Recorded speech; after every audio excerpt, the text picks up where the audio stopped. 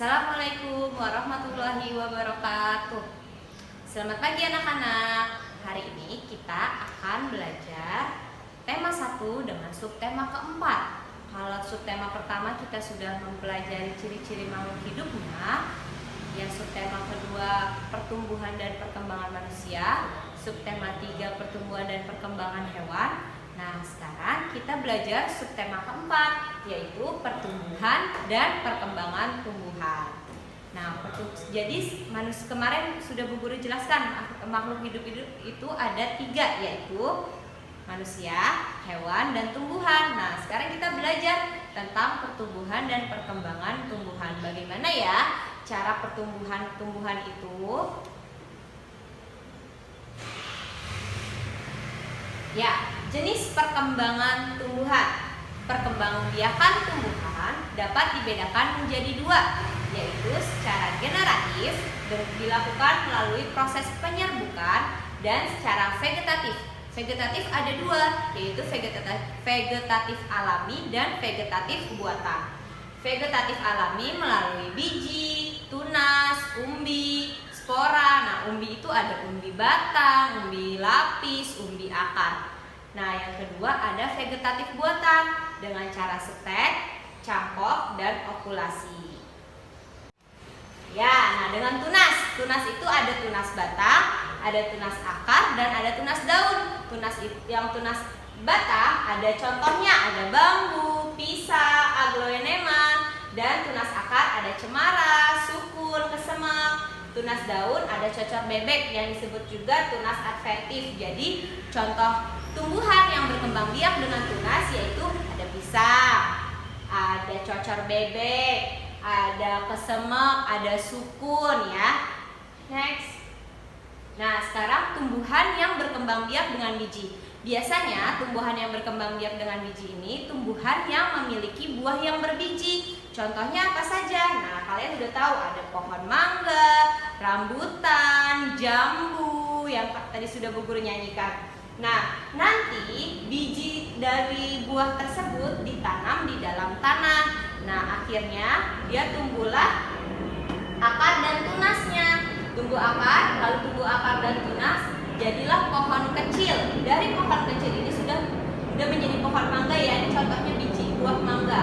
Nah, pohon mangga akhirnya tumbuhlah bunga. Setelah bunga muncul, lalu keluarlah atau tumbuhlah buah mangga tersebut. Sama dengan buah rambutan juga seperti itu, pohon rambutan. Jadi biji yang ditanam keluarlah akar dan tunasnya, lalu menjadi pohon kecil, lama-lama berbunga dan akhirnya berbuah. Itulah pertumbuhan melalui biji.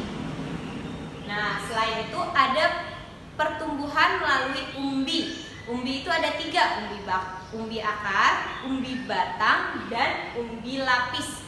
Apa saja contoh umbi batang? Umbi batang ada kentang, ada ubi jalar. Umbi akar ada dahlia, singkong, wortel, lobak. Umbi lapis ada bawang merah, bawang putih, bakung. Ya, ini contoh-contoh yang dari umbi. Jadi umbinya itu yang akan ditanam di dalam tanah, tumbuhlah tumbuhan baru lagi.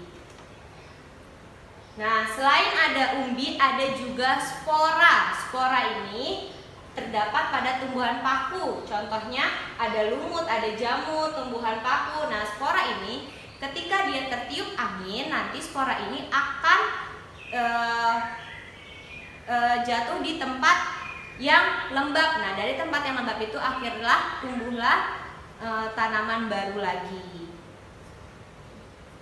Nah, selain tadi ada secara alami, ada juga dengan cara buatan. Tadi ada stek, ada cangkok, dan ada okulasi. Nah, dengan menanam stek, kalian caranya bagaimana dengan stek? Dengan memotong bagian tumbuhan, lalu potongan tersebut ditanam di dalam tanah. Kalau mencangkok, dengan mengupas kulit batang, dibalut dengan tanah. Nanti dibalut dengan tanah, jadi batangnya itu dibalut dengan tanah, ditaruh jadi diplastikan.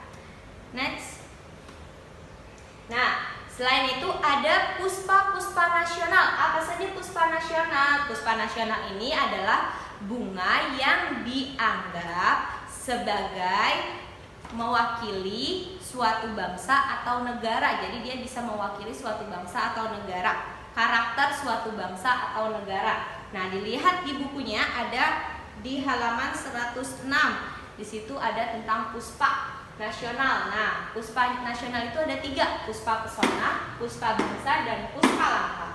Puspa pesona itu bunga anggrek bulan, puspa bangsa itu bunga melati, dan puspa langka adalah bunga Rafflesia arnoldi. Nah, puspa bangsa melati putih itu karena warnanya yang putih melambangkan kesucian dan keelokan budi yang sederhana namun menawan. Aromanya harum lembut, memberi makna lembut, nyaman, dan tenang. Nah, ini termasuk puspa nasional, puspa bangsa Indonesia. Kenapa? Karena dari melambangkan kesucian itu melambangkan kesucian bangsa Indonesia. Nah, yang kedua puspa pesona atau anggrek bulan. Nah, anggrek bulan ini karena warnanya putih yang memancarkan keindahan dan asli tanah air Indonesia, melambangkan keindahan dan keelokan Indonesia. Nah, selain itu ada puspa langka Rafflesia arnoldi. Rafflesia arnoldi berbeda dengan bunga bangkai ya, Nak. Kalau Rafflesia arnoldi ini disebut karena keunikan, kesulitan, dan kekhasannya. Kenapa langka? Karena hanya ada di hutan Sumatera. Kenapa hanya ada di hutan Sumatera? Karena pohon inangnya hanya ada di hutan Sumatera. Makanya dia disebut puspa langka. Ya, sekian materi dari Ibu hari ini. Kurang lebihnya Ibu mohon maaf.